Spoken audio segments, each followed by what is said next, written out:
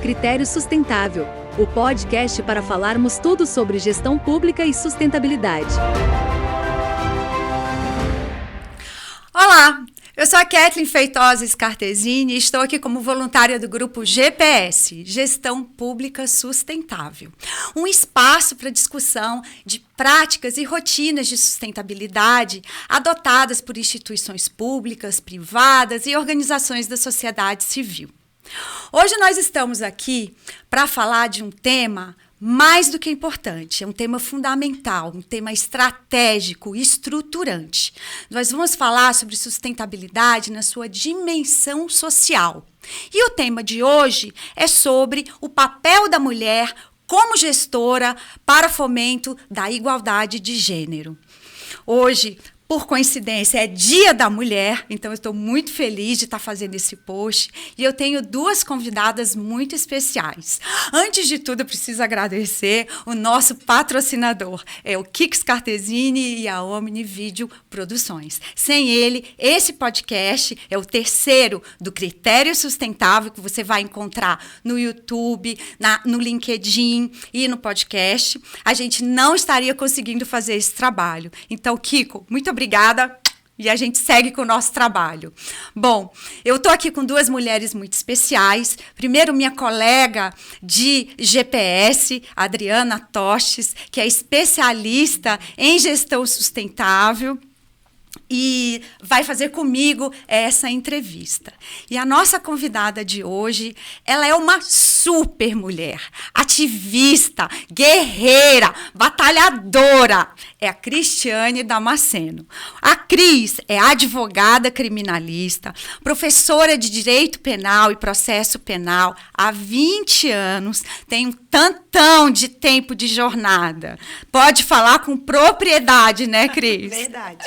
Leciona no UniCeub e no IDP, no Instituto Brasileiro de Direito Público, vice-presidente da OAB na gestão 2019-2021 e conselheira federal representando a OAB-DF na gestão 2022-2024 e presidente nacional da Mulher Advogada. Então, Cris, eu vou te fazer a minha pergunta e você se apresenta e segue a ficha, porque eu acho que esse papo hoje vai render. Em uma recente live sua da Escola Superior da Advocacia Nacional, a ESA Nacional, eu gostei muito quando você falou que a sua palavra para o ano de 2023 é a esperança. Quais os projetos que a gente pode ter esperança em ver aprovados que visem trazer mais equidade e paridade? Primeiramente, eu quero agradecer, Kathleen, Adriana, a acolhida. Gente, é muito importante a gente ter rede de mulheres que nos apoiam, que ficam alegres conosco, que nos fazem participar e nos movimentar. Eu acho que a graça de ser mulher é muito isso, né? Porque às vezes as pessoas trazem um lado do relacionamento feminino porque as mulheres competem, é porque as mulheres isso. Não é verdade. A gente não pode introjetar isso dentro da gente. A verdade é que nós temos mulheres maravilhosas que apoiam umas às outras. Temos mulheres maravilhosas que ajudam a gente a trilhar o caminho e seguram nas nossas mãos. Então, eu sou gratíssima por a cada dia encontrar mulheres como vocês, que estão aqui nessa tarefa de trincheiras junto conosco, colocando cada um o seu tijolinho nesse caminho para as que vêm depois de nós. Bem, essa pergunta é muito legal, porque eu digo o seguinte, lá no meu escritório, que é formado pela maioria de mulheres, né? Nós temos uma palavra todo ano. E esse ano a palavra foi esperançar. E eu trouxe essa palavra esperançar porque eu acredito que nesses momentos, e especialmente para nós mulheres, e todos esses grupos que são vulneráveis, e eu não gosto de falar de minorias, porque nós não somos minorias, nós somos 52% da população brasileira, somos 52% da advocacia, né? Somos quase 700 mil mulheres advogadas hoje no Brasil.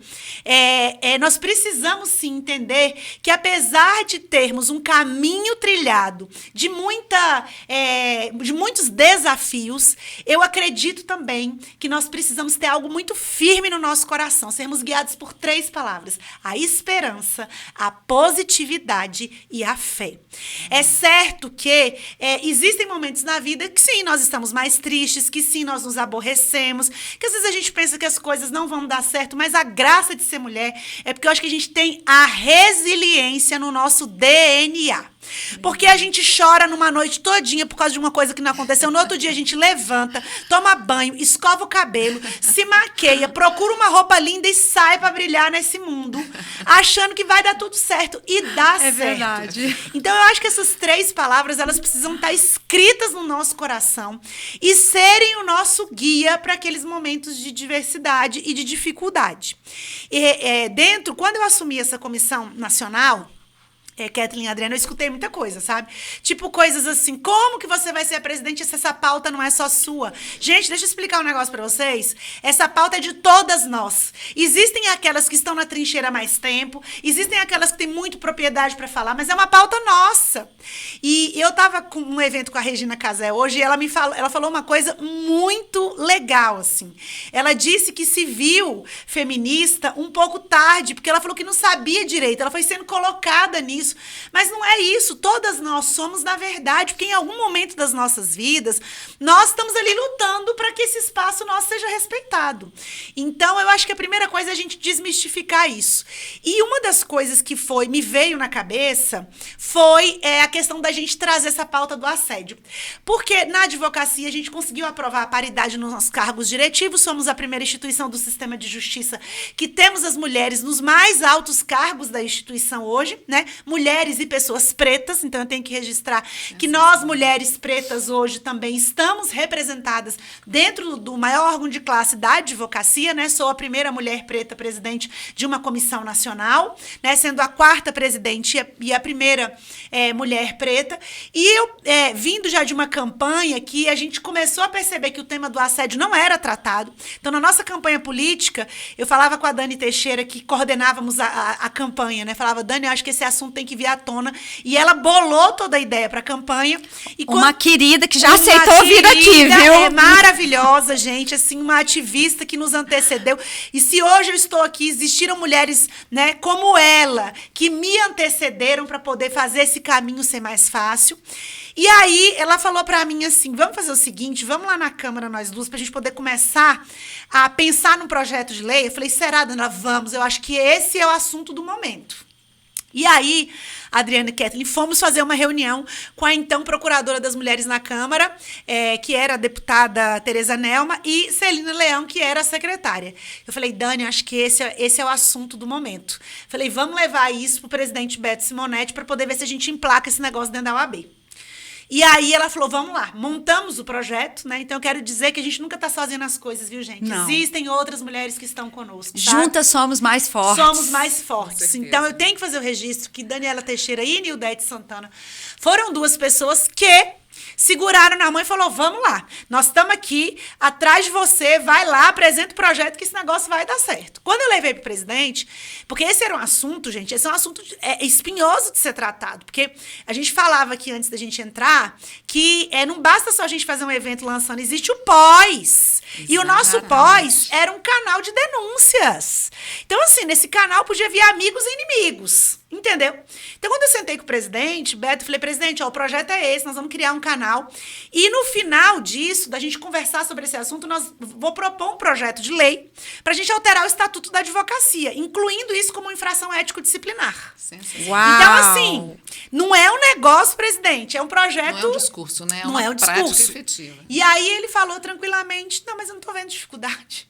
Eu falei, não? Ele falou, não estou vendo dificuldade, não. É esse projeto desse ano da Comissão da Mulher? Pois ele foi lá, chamou o povo da comunicação, quero gravar o vídeo para poder falar qual que é o projeto que é do assédio. Eu fiquei atônita lá sentada, né? Aí a menina da comunicação falou, presidente, mas vamos trabalhar melhor o assunto. Ele falou, não, gente, assunto é assim, tem que chegar, a gente tem que gravar e dar notícia para a advocacia. Então, foi muito importante no projeto do ano passado a gente ter a liderança comprometida, que é uma da Agenda 2030 da ONU, das nossas ODS para a igualdade de gênero, que os homens estejam nessas pautas conosco. Gente, então eu não gosto daquele discurso de estar colocando a gente contra eles. Eu não gosto desse discurso. Estamos sabe? juntos, Nós né? temos que estar caminhando junto. Então, como a verdade. liderança máxima da instituição comprou a ideia, pra vocês terem uma ideia, nós lançamos a campanha em todas as nossas seccionais. Maravilhoso. Foi depois que a gente colocou o assunto para circular que veio à tona o problema lá na Caixa Econômica, por exemplo, no Banco do Brasil. Me veio uma curiosidade. Vocês já conseguiram a paridade em todas as seccionais? Em todas as seccionais, obrigatoriamente, nós temos um provimento que obriga que, na época das eleições, você tem que fazer o registro da chapa com 50% das mulheres nos cargos diretivos e 30% de pessoas pretos e pretas. Sensacional. Então, você não pode registrar a chapa. É caso de você inviabilizar ali a entrada da pessoa. Então, assim, falavam muito pra mim, não vai ter pessoas pretas. Apareceu. Meu Deus. Apareceu. Porque nós estamos num país miscigenado. Lógico. As pessoas estão aí. E você não pode tratar a questão de gênero sem você tratar a questão de raça. Porque os temas são interseccionais. Exato. Então, assim, aqui no Distrito Federal, a gente já vem com essa pauta da interseccionalidade de gênero desde 2018. Então, nós já somos uma chapa paritária.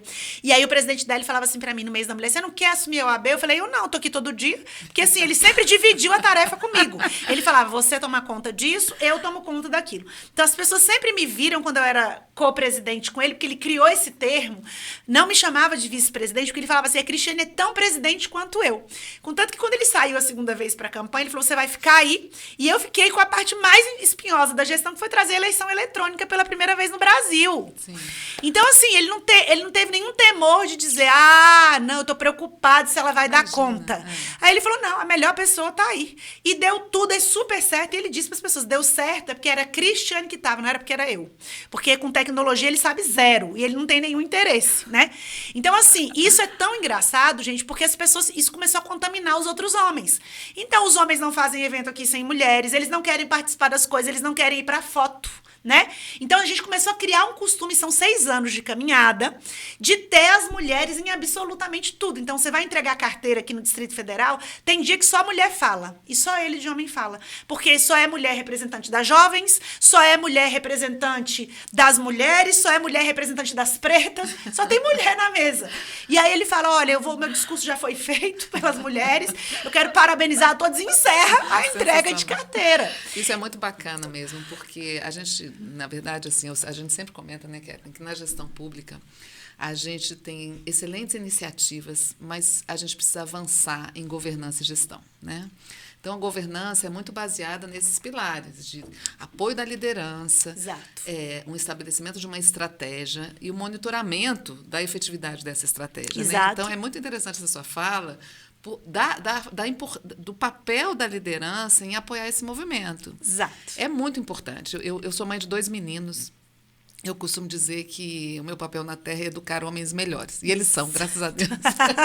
É mesmo. Porque também é importante a gente trazer Claro. os homens para esse movimento. Né? Não pode ser um movimento, como você mesmo falou, que seja nós contra eles, ou nós, não é nada disso. E eu fico muito feliz de estar aqui conversando com você hoje, a convite da Kathleen, uma querida parceira aí de quantos anos, né, Kathleen? Nessa nossa causa, que também é muito árdua, a sustentabilidade. São causas desafiadoras e que a gente sempre, unidas, a gente consegue ir trazendo também várias pessoas, você já está convidada também a compor esse grupo. Eu fico muito feliz porque o judiciário tem avançado bastante também nessa questão, principalmente no debate, né? Recentemente, em 2020, eu acho muito recentemente ainda, a resolução 351 do CNJ estabeleceu a obrigatoriedade dos tribunais também terem comissões de assédio moral e sexual. Exato. No TJDFT foi criado, no sistema de governança da integridade, foi criado o Comitê de Integridade e associado a ele a Comissão de Assédio Moral e Sexual e a Comissão de Multidisciplinar de Inclusão de Pessoas com Deficiência, que também hoje é responsável pelas questões de equidade e diversidade. Então, primeiro eu quero agradecer também o convite da Kathleen, a honra de estar conversando com você, analisando esse seu currículo e esse histórico, porque são mulheres que fazem acontecer. São mulheres que pegam uma faisquinha e transformam num grande movimento. Hoje é um dia que a gente tem que enaltecer isso. Mas eu queria começar falando sobre isso, minha amiga. Prossiga aí Você já falou aí da campanha OAB Sem Assédio, é fundamental essa temática. E a gente queria que você falasse, talvez, assim, quais são os canais? Vocês têm uma rede de acolhimento das notícias de assédio dentro da OAB? Como é que isso funciona? Temos, né? Até para ser modelo, né, para outros órgãos públicos. Nós criamos um canal de denúncia nacional chamado advocaciasemassédio.org.br. As denúncias, elas chegam. As mulheres, a gente tem que entender que elas também são muito desconfiadas com essas coisas, porque elas querem entender como é que está sendo processado. Sim. Você vai trazer uma história dessa à tona. O sigilo, né? Né? Esse canal, ele é um canal conduzido só por mulheres, por outras conselheiras federais que estão recebendo essas notícias, que são encaminhadas aos presidentes das seccionais e que fazem um encaminhamento para o TED. As lideranças nossas, elas não mexem nessas denúncias, ninguém pede por ninguém, vamos deixar claro. Não faça isso com fulano, até porque os TEDs nossos, que são os tribunais de ética e disciplina, eles são independentes, então isso é mandado para eles, para poder apurar. E nós temos ajudado os gestores a entender a necessidade, por exemplo, do afastamento dos homens, né? Nesses casos que são muito evidentes e graves, como nós tivemos já casos que evoluíram de um assédio para uma violência física, como em São Paulo. Por quê? Eu quero deixar muito claro para os homens que nos escutam que a estrutura do machismo não foi criada pelos homens da nossa geração, viu, homens? Essa é uma estrutura que foi criada há centenas de anos atrás. Claro, né? Vamos deixar bem claro, não estou aqui É um para poder machismo desculpar. estrutural. É estrutural e antigo. Entendeu? Que todos Milenar, nós gente. nós somos todos inseridos, nascemos nessa estrutura. Agora, eu quero te pedir o seguinte, abre o seu coração, porque essa desconstrução só depende de você. É igualzinho quando eu falo dos alcoólatras. Pra gente sair do alcoolismo, é todo dia um dia. Todo dia você tem que ir treinando a ser antimachista, sabe? A você não interromper uma mulher, a você não participar dos grupos de WhatsApp, naquelas combinações veladas de ficar dando kkk com piadas machistas que expõem as mulheres. É disso que nós estamos falando. Então, a partir do momento que você sai daquele grupo de WhatsApp, quando as pessoas começam a falar mal de mulheres, são misóginas, você já está dizendo e quebrando esse código social que é criado pelos homens, porque existe um código social.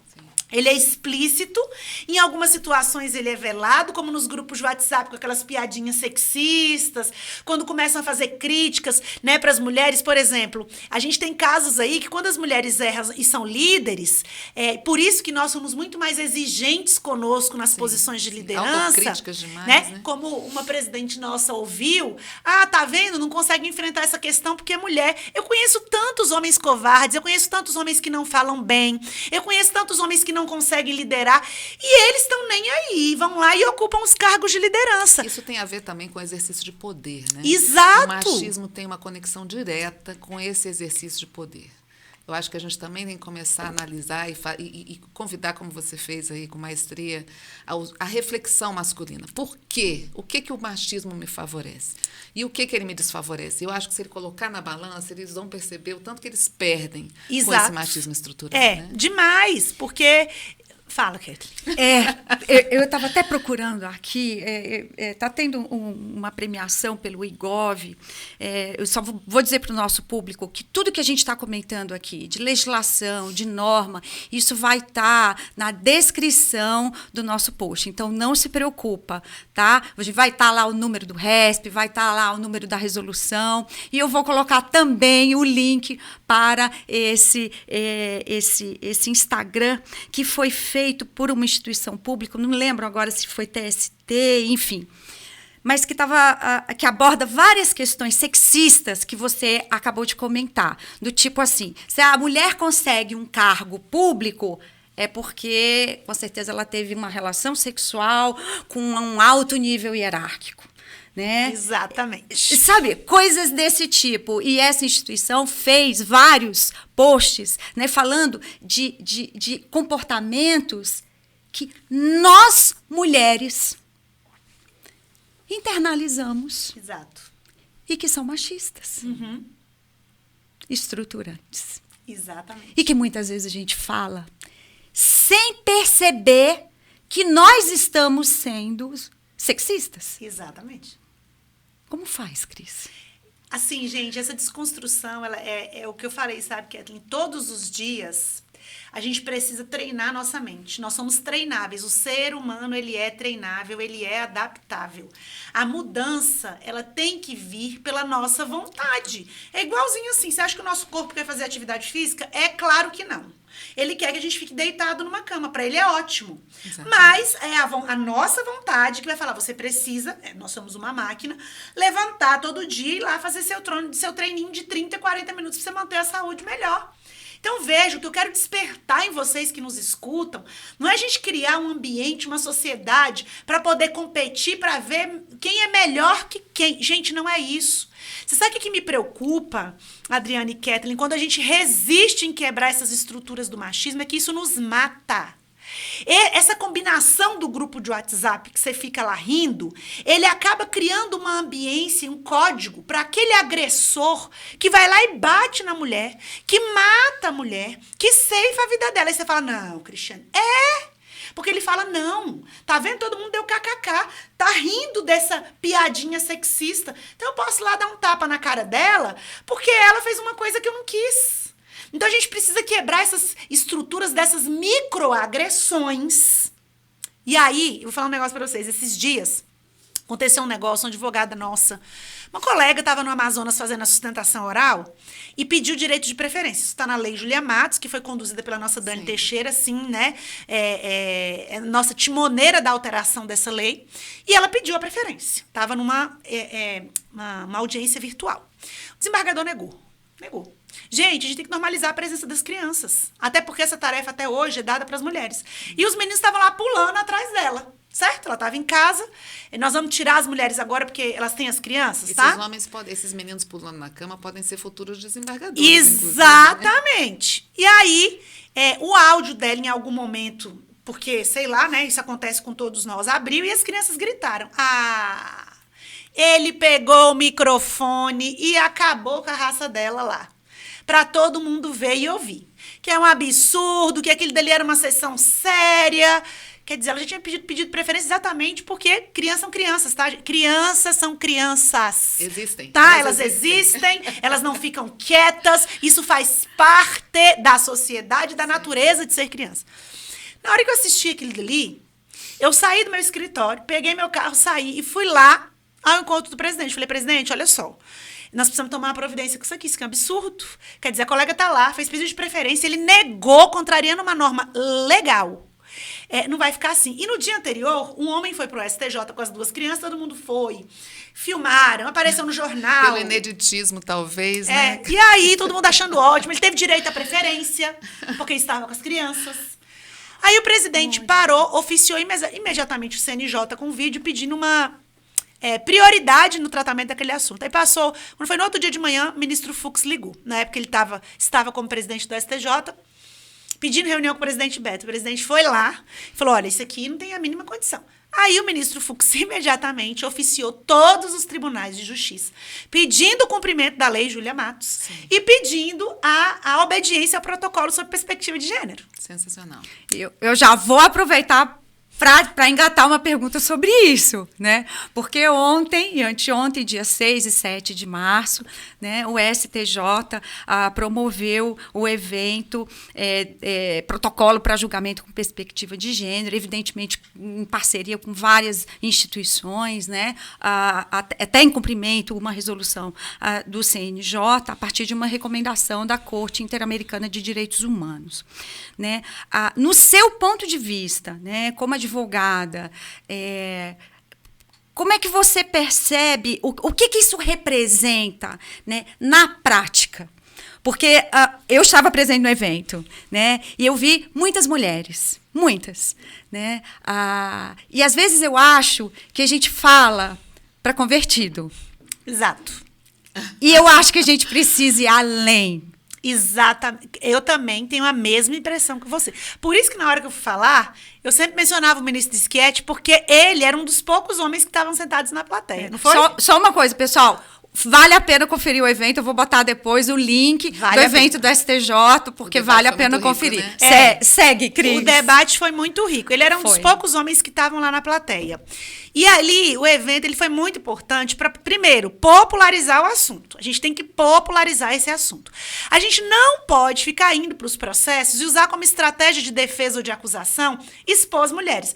E aí a gente tem um caso concreto que eu vou falar dele, porque isso foi noticiado na mídia, que é o caso do Pedro Scooby e da Luana Piovani, que, assim, gente, aquilo ficou... Ele levou para o processo ali fotos dela, né, mostrando o corpo, alto lá. Você ir lá e trazer elementos que provem que existem problemas familiares dentro daquela dinâmica é uma coisa. Agora, expor ela como mulher, para! Quer dizer, você não tem outra estratégia de defesa e de acusação. E eu vou falar para vocês aqui, eu sou advogada criminalista, eu defendo homens, sim, que estão com medida de proteção, mas eu não autorizo os meus clientes e não escrevo nada que fira outra mulher que está no processo. A estratégia minha, ela é técnica processual. Então, assim, eu trago, por exemplo, especialista para dentro das minhas demandas, para poder explicar porque aquela dinâmica está equivocada, nós precisamos trazer as pessoas para poder conversar. Peço para os homens fazerem terapia. Eu trabalho com transversalidade. O meu trabalho hoje, processual, tem a transversalidade. Tem cliente, Kathleen e Adriana, que eu só aceito se fizer terapia. Se não fizer terapia, não estou aceitando. Tá? Porque assim, eu não sou psicóloga, eu sou advogada, eu não dou conta de administrar aquele problema psicológico, né? Então, assim, às vezes as pessoas me procuram, eu falo pro cliente, você vai fazer terapia? Ah, doutor... Não, porque se não for, assim, a gente vai ter um problema, assim, eu não dou conta de administrar esse problema, né? Então, assim, não dá, e não dá para os colegas também aceitarem isso. Então, assim, eu tenho casos de violência institucional praticada e processual por colegas advogados contra colegas advogadas em processo, gente.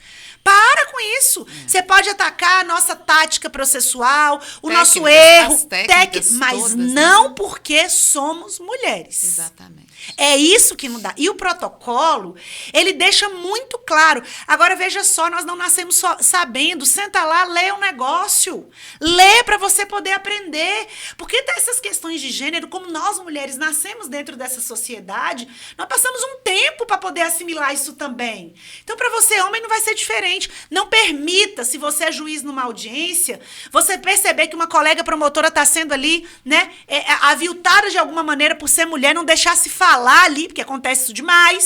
Sim. Às vezes os homens que são advogados, quando fala, que vem que é juíza, entendeu? Não querem respeitar, porque é juíza, né? Então, os colegas ali têm que chegar, impor, dizer que a pessoa vai sair presa da audiência, né? Porque não consegue parar de falar. São muitos desafios, são muitos degraus, né, doutora? Então, por exemplo, essa questão, como é que as mulheres hoje que têm galgado suas conquistas profissionais, elas ainda têm que atender a um padrão estético, né? A um padrão estético que o machismo estrutural criou. Então, a mulher, ela tem que ela tem que provar o tempo todo que ela é suficientemente boa ao olhar masculino. Isso a gente percebe demais na administração pública. Na iniciativa privada, a gente tem cases também, aí basta dar uma pesquisada sobre isso. Demais. E a importância, eu volto a falar da governança, porque o tema do próprio GPS é gestão pública, a importância das instâncias de governança. Eu vou lembrar de um caso de um Magazan, famoso, que na época eu fiquei muito impressionada, que teve a ousadia de criar comitês decisórios dentro de uma grande empresa brasileira e que tivesse a paridade de cargos, porque este olhar feminino, porque é como também a questão das pessoas com deficiência, nada sobre nós sem nós. Exato. Então, como que os órgãos públicos, isso que vocês trouxeram na OAB, e mais uma vez eu parabenizo, porque eu acho que isso é um grande passo, é trazer a questão da paridade para a composição das comissões, para a composição dos cargos de chefia, para as decisões, porque ninguém vai perceber, por mais que o homem tenha sensibilidade sobre a questão, eles têm melhorado, essa geração já está bem melhor, é o olhar feminino, é o olhar da experiência. Quem de nós aqui, aí eu faço um desafio, né? Quem de nós aqui, se olharmos, fizermos uma reflexão de 5 minutos, não vai ter uma memória viva de uma situação de constrangimento apenas pela condição feminina. Ah, mas isso aí... Nossa, estávamos falando disso que agora há tipo de roupa pouco. é essa? Ah, essa roupa está muito decotada, essa roupa está muito curta, essa roupa está muito longa. Ah, os homens não vêm mais porque têm medo dos processos de assédio, os homens não buscam mais as mulheres porque têm medo de processo. Quer dizer, a gente está sempre numa posição de ameaça. Ao passo que você trouxe um exemplo aqui que eu adorei, que é essa visão, quando você falou, eu trabalho de forma transversal. Gente, a mulher, desde criança, ela é acostumada a ser multitarefa. A nossa mente é multitarefada. Todo mundo que tem uma mãe sabe disso, né? Todo mundo tem Exato. um homem que tem uma filha observa isso na filha. Então, essa visão de que, para ser meu cliente, você vai ter que fazer uma terapia, isso vem muito dessa cultura de ser multitarefada. Exato. De estar trabalhando aqui pensando, e o tanto que isso não nos qualifica como melhores, mas o tanto que isso nos qualifica como contribuintes, né? Como poder contribuir com um olhar que o homem também agrega, porque talvez tenha sido criado numa posição que é difícil também, né? O homem é criado para ser o super-herói, né? Exato. O homem não é criado para brincar de boneca, para cuidar da família. Então, Exato. o que eu acho que a gente tem que buscar é isso, é o equilíbrio, né? Um equilíbrio que favoreça as interrelações sociais no Brasil, porque os nossos índices são absurdos, né, Cat? São. Aí eu vou passar para a Cat, porque os índices são chocantes, não dá para não trazer esse assunto para esse podcast. Não, eu acho, assim, a gente vê os dados do Atlas da Violência, né? Uma mulher morta a cada 4 horas, 6 horas. Foi anunciado 6 horas. Né? E você, como advogada criminalista, Cris, eu imagino que o fardo é pesado. Sim, gente, quando eu abro o jornal e vejo mais uma mulher que perdeu a vida pela condição de ser mulher, e eu digo, esses dias eu fui para o Rio de Janeiro fazer um evento, gente, e aí, porque assim, eu sou muito disponível para essa causa. As pessoas perguntam para mim, como que você dá... Meu escritório é pequeno, meu escritório não é grande, mas quando eu entro nos negócios, eu sou assim intensa, eu não faço negócio pela metade, porque eu sei que existem mulheres que estão ali dependendo desse trabalho que a gente executa. E eu não acho que eu tenho o direito, porque existiram aquelas que vieram antes que eu, que pagaram um preço muito mais alto do que o meu, infinitamente, com a vida, inclusive. Para que hoje nós pudéssemos estar sentadas aqui com liberdade falando desse assunto, sabe? É verdade. Então, assim, quando eu vejo as mulheres perdendo a vida, eu, assim, percebo. E não fico com preguiça de estar nos lugares, porque às vezes as meninas até me perguntaram assim, esse mês está agitado. O ano passado eu fiz mais de 80 viagens, inclusive para o interior do Brasil eu estou indo. Por quê? Para poder popularizar os assuntos, para fortalecer a nossa rede de mulheres, das nossas lideranças na advocacia, né, tirar da invisibilidade. E chego, do mesmo jeito que eu venho para o podcast, eu vou para lá com todo cuidado, procuro um salão, apareço linda e maravilhosa lá para poder dar a elas a importância que elas têm. Então, assim, é muito importante esse fortalecimento. Porque as pessoas me perguntam assim, alguns homens me questionam até, por que as mulheres não saem desse ciclo da violência? Você sabe por que a gente não sai desse ciclo da violência? Porque, veja, nós fomos ensinadas a manter a família. Começa por aí. A responsabilidade de manter a paz dentro de casa é da mulher. Escutei isso esses dias, eu fiquei parada assim, olhando. Não, e só lembrando, né, que a violência começa em casa. Sim. Claro! O maior percentual é de violência em casa. É claro, a violência de gênero, né, ela começa muito dentro do ambiente doméstico. Aí eu fui pro Rio de Janeiro, terminou lá o evento, eu pedi o último voo, que era no Santos Dumont, eu tava na UAB, que era bem próximo. E aí fui, quando chegou lá, meu voo foi cancelado. Meu voo era das 10 horas, era o último voo que pousa lá. Gente, me deu assim, eu falei, meu Deus, o que eu vou fazer agora para sair desse Santos Dumont para ir pro Galeão pegar esse voo? Aí pedi o Uber para poder ir, porque todo mundo da OAB já tinha me deixado, todo mundo estava em casa e fiquei constrangida de ligar para alguém para falar, gente... Ei, fiquei. Fiquei. Alguém me busca aqui para me levar pro Galeão? Aí desci lá do embarque pro desembarque para poder chamar o Uber para ir. Aí o cara do Uber veio, falou assim, moça... Você toma cuidado, nós vamos pro outro lado da cidade, vamos passar você não devia ter pedido um Uber. Eu falei, moça, eu vou fazer o quê? Porque assim, a gente pode confiar no taxista, a gente pode confiar no Uber, a gente não pode... Ele falou assim, mas você veio aqui para dar uma palestra, alguma coisa assim, por que você não pediu para alguém ficar te esperando? O cara do Uber falando isso para mim. Com a visão dele, né? Aí eu fui assim, lendo o Salmo 91, gente, até o Galeão. Porque ele falou, nós vamos andar, cruzar a cidade de um lugar para o outro, são 30 minutos. E você sabe, né? Eu falei, então, vamos ler no Salmo 91, que é o que eu, né, fui ensinada a fazer. Porque quando a gente chegou no Galeão, ele veio me contando uma história que ele já ficou preso lá no Galeão. Foi pra lá, não tinha como voltar. Agora, veja. E eu, quando cheguei, deu aquela sensação de alívio. Cheguei, vou conseguir embarcar. Vocês estão entendendo o que nós estamos falando aqui? Quer dizer, a gente tem medo de andar na rua 10 horas da noite. Sim. Vocês estão entendendo? Você está entendendo? Assim, Sim. então, quando eu vejo mulheres na parada, gente, começar a orar para Deus guardar aquela pessoa naquela parada. Sim. Porque ela fica ali suscetível a todo tipo de violência. Como a gente vê gente jogando ácido nas paradas contra mulheres, atirando em mulheres na parada. É isso que eu tô te contando. É real, viu, pessoal? Eu vou apimentar a nossa conversa, vou jogar mais um elemento para a gente refletir. Em 2022, uma decisão da 6ª turma do STJ, né, estabeleceu que a Lei Maria da Penha, ela também deve ser aplicada nos casos de violência para mulheres transgênero.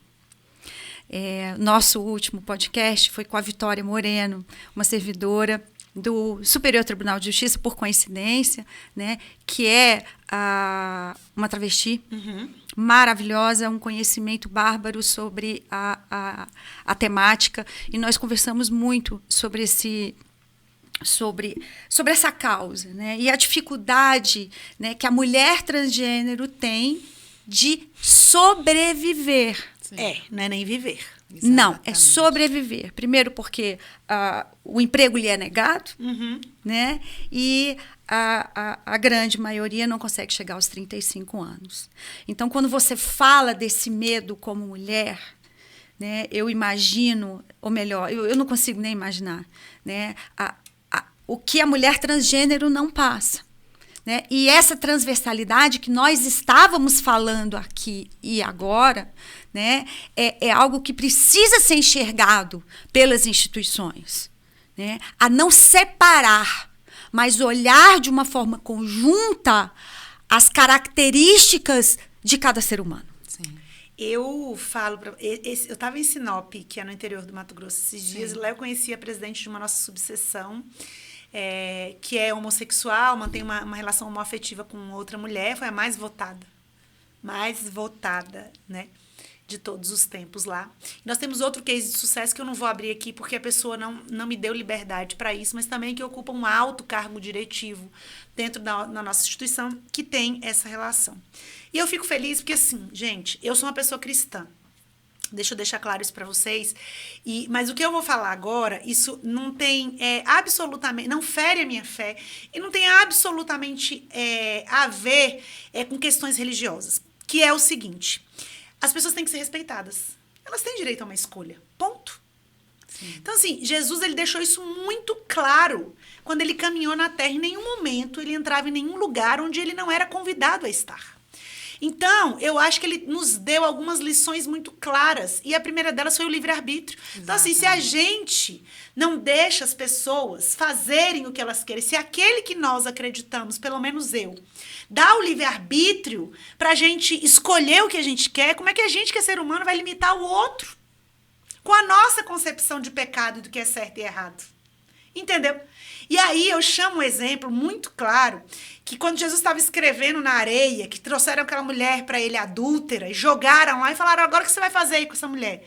Ele deu a melhor resposta, quem não tem pecado, atire a primeira pedra aí. Ele acolheu, né, doutora? Ele acolheu. Né? E eu estou dando esse exemplo não para dizer que as pessoas são pecadoras. Eu estou dando esse exemplo para poder dizer que ele estava ali para poder elevar a humanidade das pessoas e a tolerância, Kathleen. Que é isso que as pessoas não têm.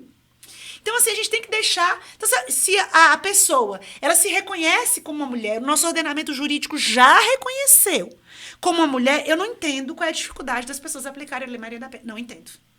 Sinceramente. Porque se ela se auto-reconhece, o nome dela é de uma mulher, ela se sente psicologicamente como uma mulher, tem a identidade, né, como uma mulher, não tem como você vir... E eu já falava isso quando eu dava aula, há mais de 10 anos atrás. Falava, gente, eu não consigo entender por que a gente está discutindo esse negócio aqui de você não aplicar a Lei Maria da Penha para uma mulher transgênero. Não estou entendendo. Porque, para mim, isso é um assunto pacificado. Se ela se reconhece como tal, porque assim, não tem como a lei também, porque aí nós teríamos um problema, porque o sistema jurídico ele é único. O direito civil vem e reconhece a pessoa como mulher, aí o direito penal vem e fala, não, Exato. não tem sentido. Entendeu? Então, se a gente começar a fazer essa discussão, pra mim ela já tá até ultrapassada. Porque pra mim, o caso é clássico.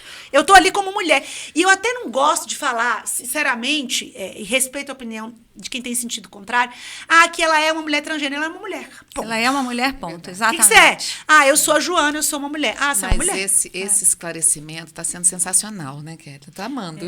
Mas, uma aula, isso né? é papo para outro podcast, porque nós precisamos falar da ausência de políticas de equidade e diversidade em alguns segmentos, alguns poderes, né, da nossa república, porque a gente funciona à base de instrumento normativo. A gente Exato. precisa do instrumento de comando e controle. Precisa. E se a gente não tem, né, e muitas vezes quando temos, não cola. Você acabou de dar um exemplo. Tem outro exemplo pra dar. Dri. O que acontece? Eu vou trazer aqui uma situação que a gente andou pesquisando, que é o informativo do Sistema de Estatística Penitenciária, o IFOPEN, que trouxe dados de 2018. A gente não conseguiu dados mais atualizados. Mas o Brasil, naquele momento, era o 4º país do mundo com maior número de mulheres presas. Sim. Na época, cerca de 42 mil mulheres em regime provisório ou condenadas, incluindo meninas em cumprimento de medidas socioeducativas. Como é que está esse movimento? Assim, como professora, né, do sistema De processo penal. de processo penal, uma direito advogada penal. criminalista, eu queria que você falasse sobre isso, porque essa situação também não pode ficar sendo jogada para debaixo do tapete. É uma situação, as pessoas às vezes têm preconceito contra a população carcerária, mas são brasileiros. Se a gente, o objetivo, eu entendo isso, do sistema penitenciário é de recuperação. Punição para recuperação. Exato. E não o abandono, né? Eu queria que você falasse um pouquinho sobre isso, porque é uma política pública mais do que necessária também em relação às mulheres. Você sabe, assim, que eu tenho que falar algumas coisas aqui, gente, que são muito importantes. Eu acho que a gente tem uma referência muito importante no Brasil hoje com relação a essa temática, que é o ministro Gilmar. Quando ele foi do presidente do CNJ, e ele teve um aluno do mestrado, o João Murta, que fez um trabalho que mostrou que a gestão dele foi a melhor gestão para o sistema prisional. Do CNJ Mutirão carcerário. até hoje. Uma Por visão quê? humana, né? Visão humana, Muita humanista. coisa veio à tona. Então, ele traz, desde essa época, o projeto Recomeçar, que aí eu falo para as pessoas muito isso. Eu falei, gente, você sabe aquelas pessoas que ficam ali em torno dele, levando as coisas para ele quando ele está na sessão? São pessoas egressas do sistema. Aí, esses dias, uns tempos atrás, eu falei para ele, falei, ministro, nós precisamos ter paridade aí dentro dessas pessoas que estão sendo egressas do sistema. E eu preciso, Kathleen, contar essa história. Ele falou, não, vamos fazer uma seleção, conversa com a pessoa falando de tal, vamos trazer as mulheres. E, especificamente, uma mulher, quando chegou lá, teve um problema. Não cometeu crime, gente, só para deixar claro, nada demais. Mas teve um problema de ordem moral. E aí, todo mundo virou e falou assim para ele, vamos pedir para substituir. Ele falou, não, de jeito nenhum. Aqui nós temos um serviço psicológico, nós vamos fazer o encaminhamento dessa mulher para lá, porque, veja, ela saiu de dentro de um sistema que ela foi animalizada. Sim. Ela precisa voltar Quer dizer, o Estado a conviver. condena e o Estado tem que ser responsável também pela recuperação dessa pessoa. Né? Dessa pessoa. E aí, essa pessoa começou a fazer esse trabalho, uma psicóloga do Supremo, e um mês a menina mudou da água para o vinho. Que lindo. Era a melhor pessoa que tinha no gabinete. Já valeu a pena, né? Muito a pena. Aí, um dia, fui despachar e falou, você tá vendo? A gente tem que dar um voto de confiança para as pessoas. Então, assim, ele trabalha na contramão do que as pessoas querem com relação a essa pauta. E aí, eu comecei a fazer um trabalho dentro da faculdade com o sistema prisional feminino. Só eu e ele, porque só era eu e ele, ninguém acreditava no que eu estava falando. As pessoas falavam para mim, você fica levando os alunos para dentro do presídio, ao invés de estar fazendo outro trabalho. Eu falava, gente, é isso que eu sinto no meu coração no momento. Sim. Começamos a atender as mulheres presas aqui no Distrito Federal. Conseguimos criar um centro de justiça restaurativa lá para poder resolver conflitos entre as presas e as agentes. Levamos uma humanização maior, e esses dias eu até estava falando com uma servidora lá, falando assim, eu tô com tanta saudade do dia que vocês vinham aqui, porque para os alunos era passear, porque o ambiente tinha começado a se transformar, sabe?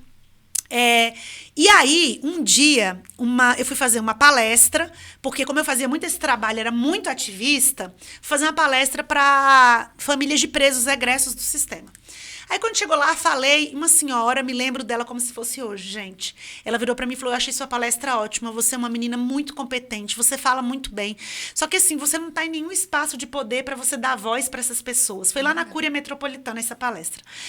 Kathleen, aí eu saí de lá arrasada, Adriana. Chorei no carro até chegar em casa. Porque eu falei, poxa, eu trabalho tanto, eu faço tanta coisa. Tudo que acontecia lá no IDP era vertido para esse projeto. De palestra, era leite, era cadeira que ele mandava entregar quando trocava tudo. Ele falava, fala com a Cristiane que o que vai arrecadar é para fazer para o projeto. Os kits para as crianças recém-nascidas saía de lá, tudo. Saí arrasada com aquilo dali. Chorei acho que uns 2 dias, sem exagero. E aí, quando isso aconteceu, começaram as políticas de ordem e tal. Eu já era conselheira seccional naquela época.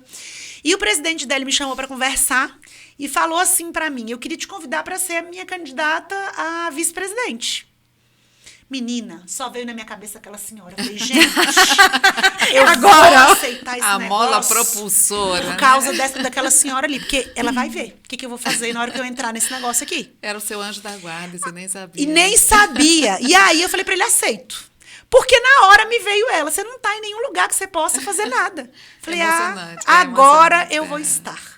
Olha, gente, é assim que uma mulher escuta os desafios da vida. Né? Ela chora 2 dias, ela reflete, bota a cabeça no travesseiro e vem com a sabedoria ancestral das avós, das outras amigas e faz acontecer. Parabéns. E aí, com certeza, ganhamos a eleição. E aí eu falei para ele, só tem uma condição para entrar para esse negócio. Eu quero trazer um projeto de pessoas encarceradas aqui para dentro da OAB para elas trabalharem aqui dentro. Maravilhoso. É a única coisa que eu vou pedir. Essa é a minha condição para eu aceitar. E aí você vai ter um trator e um avião junto. Aí ele olhou para mim, só isso. Eu falei, só isso. Eu só quero isso. E aí, no 2º ano, contratamos, hoje nós temos 57 egressos do sistema trabalhando dentro da OAB. E uma delas é a Priscila. Papel eu posso falar que social, é uma menina maravilhosa, que trabalha na presidência, assim, formada em administração lá no IDP, faz pós-graduação. Ela é um case de sucesso, assim, absoluto, maravilhosa. E vou te falar, era eu e ela na pandemia, porque ela não largava a minha mão de jeito nenhum. Então, assim, quando você vê essas coisas dando certo, aquele propósito, ele foi concluído, entendeu? Eu tenho um grupo de estudos dentro do IDP que nós vamos começar agora.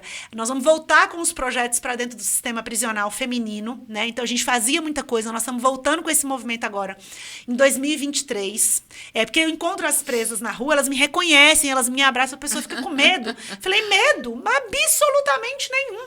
Porque, assim, medo eu tenho de outras coisas, sabe?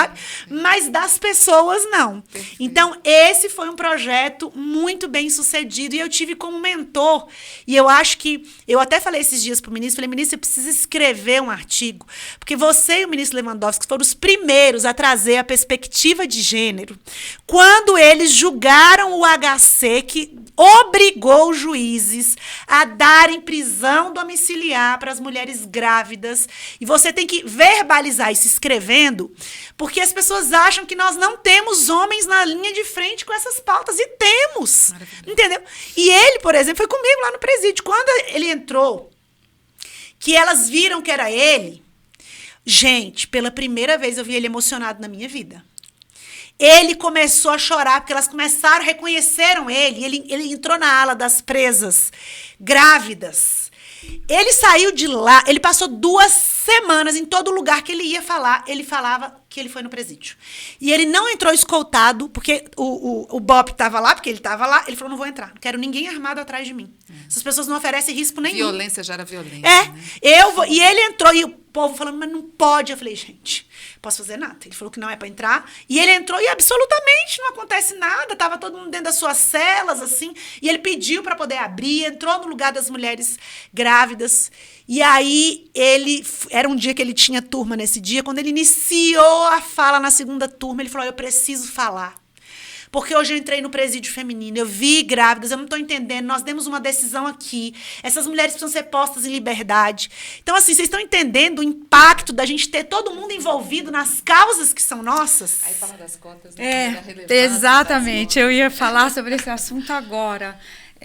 Cris, aproveitando essa sua fala, né, esse projeto maravilhoso que foi o Mutirão Carcerário, né, que conseguiu tirar tanta gente que já estava no sistema, já tinha cumprido, né, enfim, com a sua pena, e a gente tem o dever de tentar fazer a reinserção dessas pessoas na sociedade, né? A nova lei de licitações, no artigo 25, parágrafo 9º, traz a possibilidade do gestor público estabelecer cotas para mulheres que sofreram violência e egressas do sistema penal.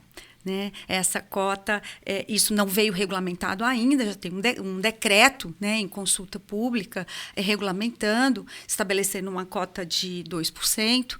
Né? O STJ já tem uma instrução normativa falando em 4%. E eu fiquei muito feliz ao saber hoje, né, conferir a notícia de que o governo federal, né, lançou como uma das ações em homenagem ao Dia da Mulher, que essa cota iria para 8% nos contratos públicos.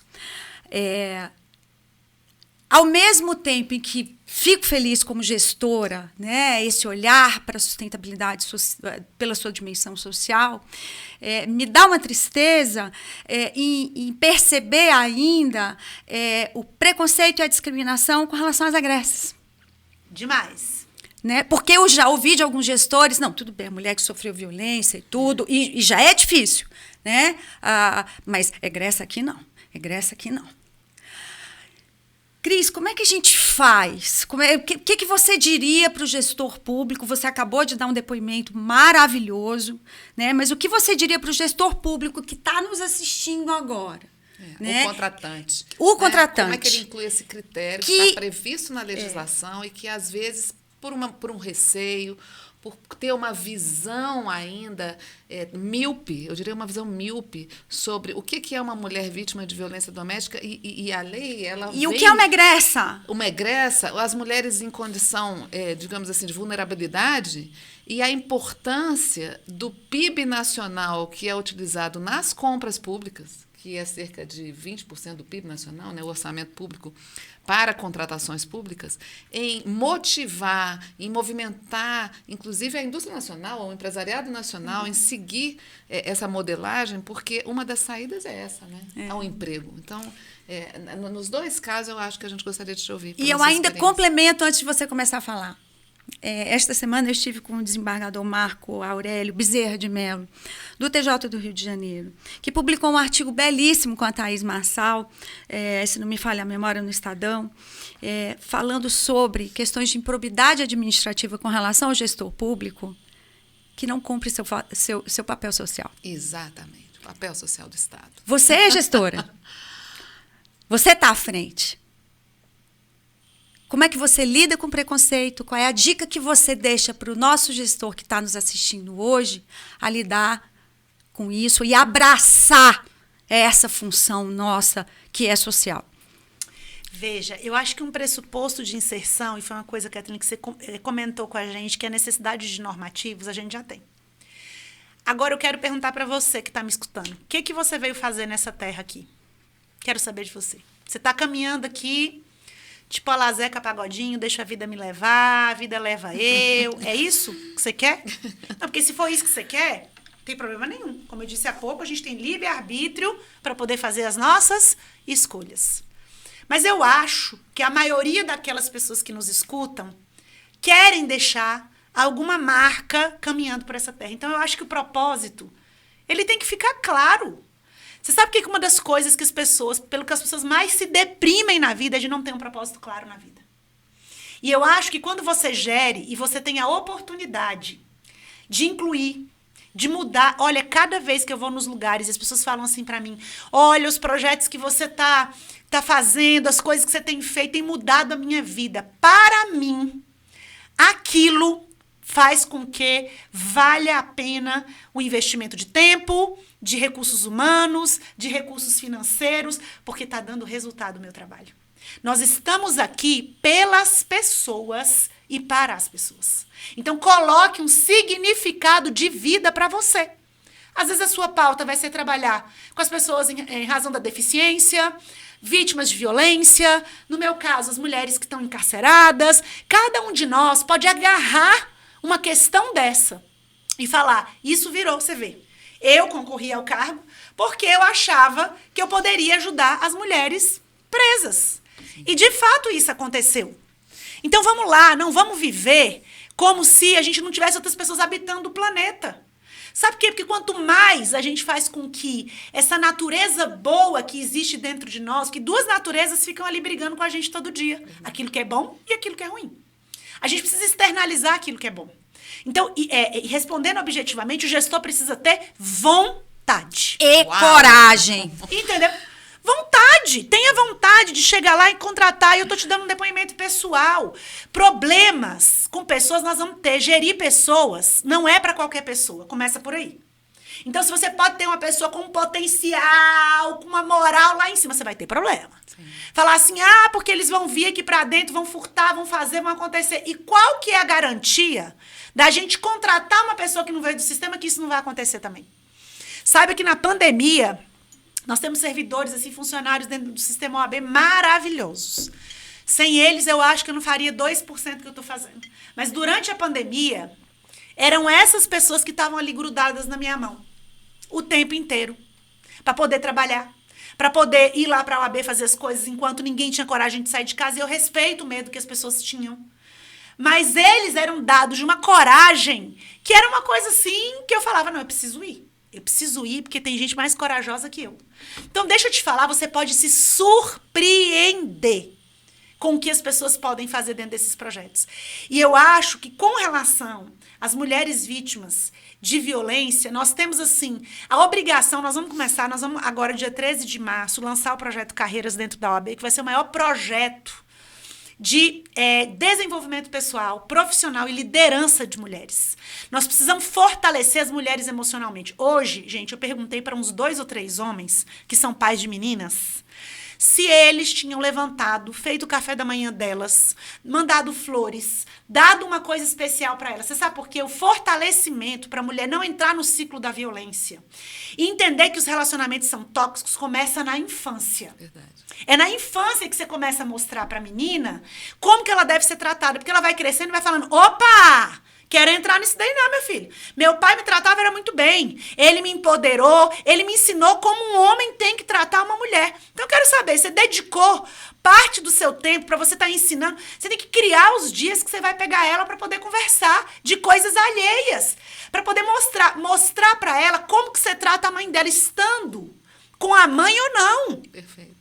É isso que a gente tem que fazer pelas mulheres. Esse empoderamento interno de você criar uma barreira contra os relacionamentos tóxicos começa na infância. Exatamente. Então, assim, e eu acho que é muito importante a gente inserir as mulheres para elas se empoderarem. Para elas falarem, nossa, eu consigo trabalhar. Porque o que acontece com as mulheres vítimas? Elas têm a natureza destruída. Durante esses relacionamentos, você não pode, você é burra, você é isso. Então, você vai se colocando num papel que você fala, o que ele está fazendo é certo, o que ele está dizendo é certo, realmente eu não consigo. E isso, gente, pode acontecer com qualquer mulher. Por isso, quando a gente fala de assédio, o assédio mata. O assédio mata o assédio moral. E eu vou te dizer uma coisa, Cris. Eu queria fazer uma pergunta aqui para todos nós que estamos assistindo. Estão nos assistindo. Quem nunca sofreu uma situação de assédio? Olha, pesquisas mostram que 75% das mulheres já sofreram, 25% é porque não sabem que era assédio. Tenho certeza. Não tem o letramento, Não né? tem o letramento, porque Pra já passaram entender, por isso, exatamente. entendeu? Assédio moral, assim, eu já passei. Hoje, gente, eu tenho essa concepção muito... Eu tinha um chefe que gritava meu nome no corredor, que chega e ecoava, entendeu? Então, assim... E aí a pergunta é, ele fazia isso com seus outros colegas Jamais! homens? Nunca! A reflexão do homem, eu acho que tem que ser essa, né? Eu teria essa mesma atitude se eu tivesse aqui na interlocução com um homem? A reflexão tem que ser daí. Porque as pessoas não entendem de onde Foi vem o que eu machismo. falei da gente falar para convertido. Exatamente. Entende? E a gente não consegue, talvez, envolver todos, né, todo o público que a gente gostaria de envolver. Para encerrar, Cris, eu estou morrendo de pena de encerrar esse bate-papo, porque está muito gostoso. A gente está vendo um movimento esdrúxulo, assim, talvez a palavra mais simpática que eu consigo encontrar, né, que é o movimento masculino denominado machosfera. Né, de superioridade masculina, e em pleno 2023, né, onde a gente já virou a chave, a pandemia nos deu uma excelente oportunidade para que a gente pudesse revisar os nossos valores como ser humano. Sim. E a gente vê um movimento como este que está nascendo. Né? Ameaçador. Como é que a gente vai superar essa história cultural machista brasileira, né, com relação às nossas origens, alcançar uma conscientização, se a gente ainda está importando modelos tão primitivos como esse? Eu penso o seguinte: primeiro, a gente não pode dar palanque para doido. Top! Adorei, então, assim, isso mesmo. Uma frase resumiu bem. Resumiu, já respondeu. Você tá lá, eles estão lá nas redes sociais falando, tem nem comentar. Ignora. É deixar de Deleta. seguir o perfil. Entendeu? Porque assim, por que essas pessoas hoje elas estão tendo palanque? Porque a gente para poder ficar... Eu não paro para ouvir nenhum desses absurdos. Eu não tenho tempo para estar dando palanque para pessoas desse jeito. Primeiro, essas pessoas precisam ir para terapia porque tem problema com a sua masculinidade. Porque quando as pessoas começam a ameaçar demais, tá entendendo? É assim, algumas pessoas me contam algumas coisas que escutam e eles se sentem extremamente ameaçados ali. Você sabe o que é isso? É porque a pessoa tem problema interno. E isso a gente trata, sabe onde? Na terapia, com medicamento. Não tô dizendo que eles são doidos, não. Tô dizendo que tem que fazer um acerto psicológico na cabeça. Então, a primeira coisa, não dá palanque. Fica nos posts, né? Porque às vezes as pessoas me falam que fica todo mundo reclamando. Reclama, não tenho tempo pra isso, pra ficar dando palanque pra você. Enquanto você tá aí em rede social falando, meu filho, eu tô correndo uma maratona aqui, ó. Né? Eles estão ganhando notabilidade. Notabilidade. Né? Então, a primeira coisa é não dar palanque pra eles, tá? Porque quando a gente deixa de dar palanque, as pessoas deixam de ter público. E o discurso começa, ó. Entendeu? A partir do momento que as pessoas começarem a praticar crimes, as vítimas pegarem e iniciarem as ações penais. Se elas forem privadas, entrem com queixa-crime. Se forem públicas, procurem o Ministério Público. Porque em todos os estados nós já temos, sim, recorte de gênero para atuação em prol dessas coisas dentro dos ministérios públicos. Entendeu? Para essas pessoas começarem efetivamente a serem punidas pelo que elas falam. Porque, veja, as redes sociais não podem ser um território que a gente vá lá e fale tudo que a gente quer, do jeito que a gente quer. Isso não existe. E as pessoas hoje, nesse tempo, elas estão achando que podem pegar ali o Instagram, o Twitter, o Facebook, ir lá e jogar tudo que quer, porque eu tenho liberdade de expressão. Negativo, nós vivemos numa sociedade e nós temos que respeitar o direito do outro. Agora, o nosso problema enquanto mulher é que os nossos direitos, eles são assim, né? Eles ficam desse jeito. Eles precisam estar na norma, porque senão, gente, eles desaparecem. Uma pessoa dessa ganha um cargo político, por exemplo, chega lá com propostas indecentes. Entendeu? E eu acho super engraçado, porque as pessoas que vêm com esse tipo de discurso, né, não querem namorar nem casar com mulheres que não trabalham, que não estão empoderadas financeiramente, quer dizer, precisam do nosso recurso, da nossa força de trabalho. Nós é que engravidamos e que geramos, mas aí nos querem pra isso. Hello, meu querido, muda de planeta. Porque nesse aqui não tem condição de ficar. Entendeu? Então, assim, e os homens que são humanistas, a professora Gisele, que é uma professora francesa, que trabalha muito com essa pauta da liderança, ela diz que a gente precisa estimular os homens humanistas. Não tem condição, homens, de darem palanque para esse tipo de fala que nos agride, que fomenta a violência contra nós, que fomenta o feminicídio, porque vem uma pessoa doida e escuta esse tipo de coisa. Lembra que eu falei dos códigos? Eu posso sim, ela terminou comigo, eu posso matar ela por causa disso. Então não deem palanque para esse tipo de pessoa. Eu acho que esse é o ponto inicial. A gente precisa do quarto poder nos ajudando e a gente precisa da ação de cada um, né? Não dando palanque para esse tipo de coisa. Bom, vou reforçar um ponto, né, que eu acho que pode nos ajudar a combater esse tipo de movimento. A formação de redes de equidade, de diversidade, de de inclusão dentro dos poderes, né, dentro dos segmentos. Né? A gente tem uma rede de equidade que eu me permito aqui fazer uma propaganda dessa rede. Né? Foi uma iniciativa do Senado Federal, que já conseguiu congregar várias instituições, Superior Tribunal de Justiça, TJDFT, Câmara dos Deputados, Senado, TCU, né, Ministério de Minas e Energias, né, várias instituições públicas que estão num movimento coeso para que a pauta da diversidade, da equidade e da inclusão seja fortalecida. Com um diagnóstico metodológico, em comum acordo, com pautas de direitos humanos sendo trabalhadas de forma conjunta para fortalecer, né, essas celebrações, né, com um plano de ação bem estratégico, bem elaborado. Então, você, gestor público, você não tem ainda uma política de equidade, diversidade e inclusão? Venha fazer parte da rede de equidade. Entre em contato conosco, né, porque nós podemos, né, encaminhar para os canais. É só órgão público que pode aderir, organizações da sociedade civil também estão sendo estudadas para fazer parte da rede. Vamos fortalecer esses movimentos, Cris, porque juntos nós somos muito mais fortes. Nos estados e nos municípios que estão em realidades que são capilaridade. muito ainda, porque toda essa capilaridade, porque o Brasil acontece no interior também, acontece né? no interior. Às vezes as políticas públicas federais, elas demoram a chegar nos municípios. Então, as redes, elas visam isso, disseminar de uma forma muito mais rápida esses avanços que vão sendo trazidos a partir desse debate coletivo, né? Quem pensa junto, pensa melhor. E por que não estabelecer redes municipais, né? Exato, redes estaduais, né? Órgãos que ficam, assim, às vezes, do outro lado da rua, né? Um vizinho do outro, né? Não consegue conversar. Cris, a gente já passou de uma hora de conversa. A gente ficaria mais outra hora, 2 horas, 3 horas. Eu queria passar a palavra para você, para o seu recado final, para quem está nos assistindo. Não, é uma alegria sempre muito grande estar falando disso. Acho que a gente faz a energia positiva circular, sim. Nós estamos à disposição aqui para poder a gente tratar desses assuntos, né? Nos sigam nas redes sociais. Meu Instagram é Cristiane Damasceno LV, porque a gente fala sobre muita coisa lá também, né? E para vocês ficarem motivadas, porque, assim, realmente eu não paro. Eu faço questão de deixar isso sempre muito evidente para as mulheres se sentirem representadas, para sentirem que nós estamos nos espaços de poder, que nós estamos participando ativamente, estamos na mesa de discussão.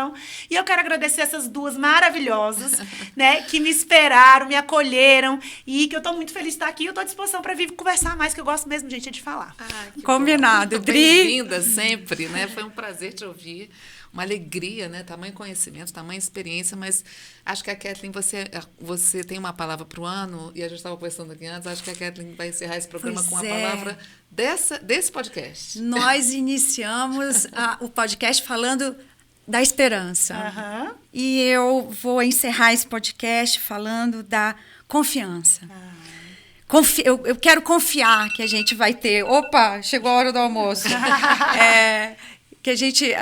Quero confiar que a gente vai ter um ano melhor, com propostas melhores, que essas propostas possam ser efetivadas e a gente possa fazer mais, né, por categorias vulneráveis, né, econômico-socialmente, né, que a gente possa se fortalecer como mulheres, que a gente possa se fortalecer como grupo social, junto com os homens, né? Como você bem falou no início da nossa conversa. Bom, pessoal, a gente encerra por aqui. Eu queria pedir para você acessar a nossa página no YouTube, tá lá, GPS Gestão Pública Sustentável. Nosso podcast é o Critério Sustentável. Curte, comenta, dá sugestão, diz quem você quer que a gente traga aqui para falar sobre sustentabilidade em suas diversas dimensões. A gente se vê daqui a 15 dias. Um beijo e tchau, tchau! Critério Sustentável. Oferecimento. GPS.